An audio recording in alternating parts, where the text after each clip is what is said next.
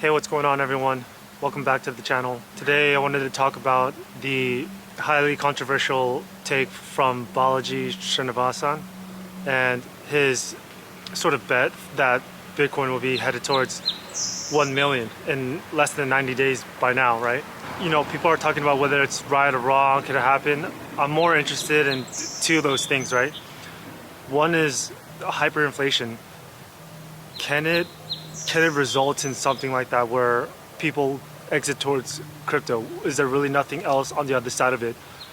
And so basically what that boils down to is there no alternative like a CBDC or anything else, and will people really run to Bitcoin? Is it possible for hyperinflation to happen but the country intact to still be there, to still be able to go on, right? And so we're seeing all these very, let's say, whacked out realities in the financial world, I guess you would say. But to be honest, remember, our worlds are, two things are happening: high financialization and high technology, right?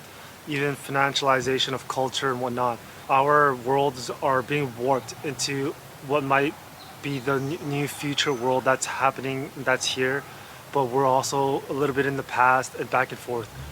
And a good example was the sort of AI replacing labor, but we still have people working when, to be honest, in a lot of job areas, they do not need to be working, right?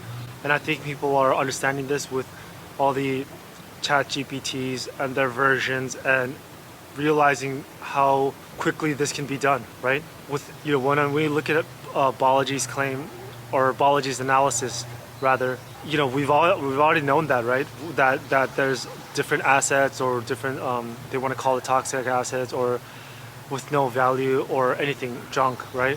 And you know, basically what he says, SBF, Uncle Sam, right? And you know, this goes beyond and before SBF. I think they have assets in their balance sheet that says it's worth whatever money, but for banks, they don't have to mark it down to what it is today. They actually don't have what supposedly that asset is worth. And so basically, for a lot of these, let's say banks, right? When they have their assets, they don't have to mark it to current market value. And so what that means is, let's say it's worth $1 million before, but after all this interest rate hikes and after we were going down, those assets might actually be worth 100,000. But the thing is, the value of it on the balance sheet will still say 1 million, right? It's not something that they have to go back and say, well, it's actually 100,000 now, so you know, this is why we have to do this or that. And so basically right now, the banks don't have the money for the depositors, right?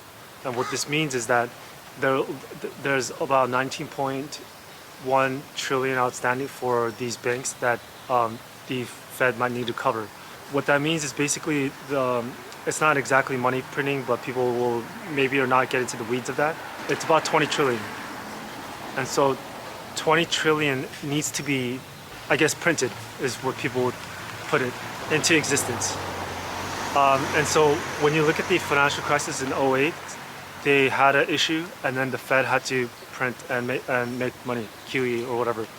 The same thing is happening right now, but of course, as time goes on, the scale is much larger, the problem is much larger. In this area, this is Peter Schiff is right. The amount of balance sheet expansion that needs to happen is going to be in the 20 trillion. And this is what I've been, back in 2018, I have been thinking that, you know what, this thing could reach, the balance sheet could reach 50 trillion by whatever, 2030.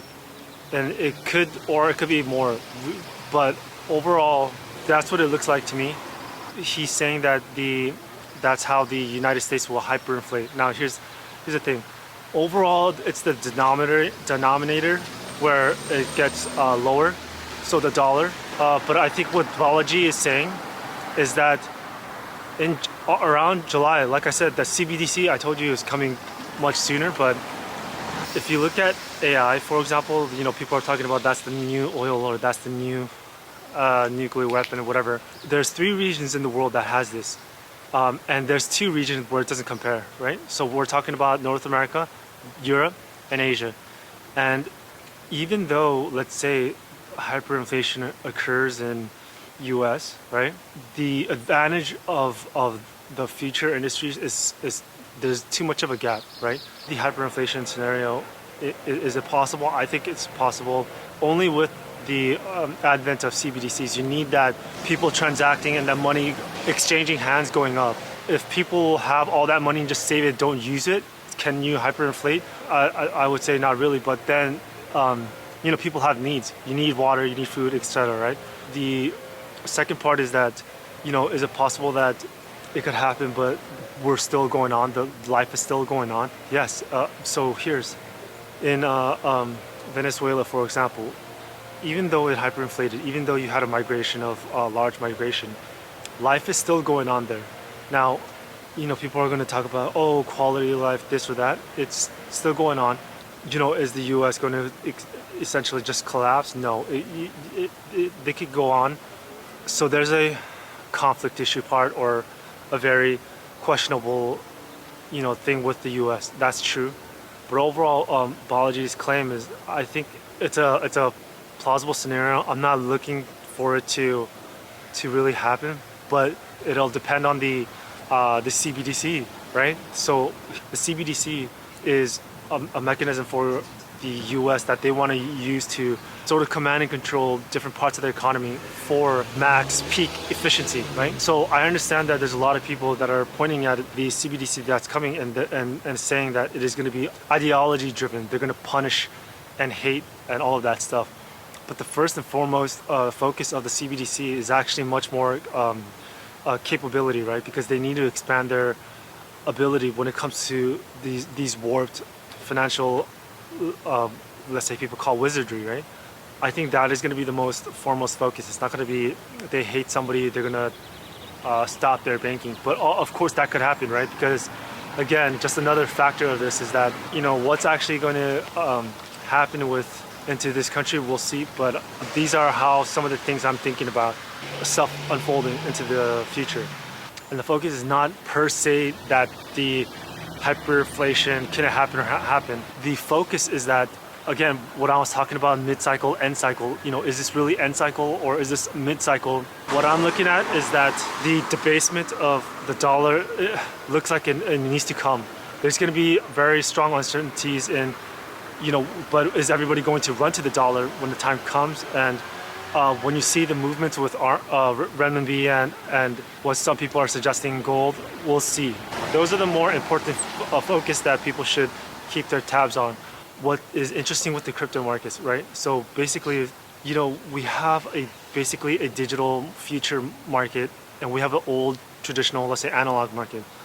But the thing is this: if we are going into the future, then how much is a GM worth?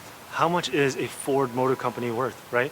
Those old industries that make up the old stock market, it's possible that they go down, and it's possible maybe that crypto markets will begin to go their own way. We actually don't know. Yeah, the decoupling. The reality is not it, right? And it's possible that when reality rifts, 1 + 1 won't equal 2 anymore. Anyways, that's all I have for this video. If you're watching this video, you are definitely more aware and know what's going on, right? And there's going to be a lot of people that are lost and they won't know their left hand from their right hand. And so that'll give you a lot of advantage, but also maybe some sort of a responsibility to maybe help anybody you can along the way. With that said, good luck.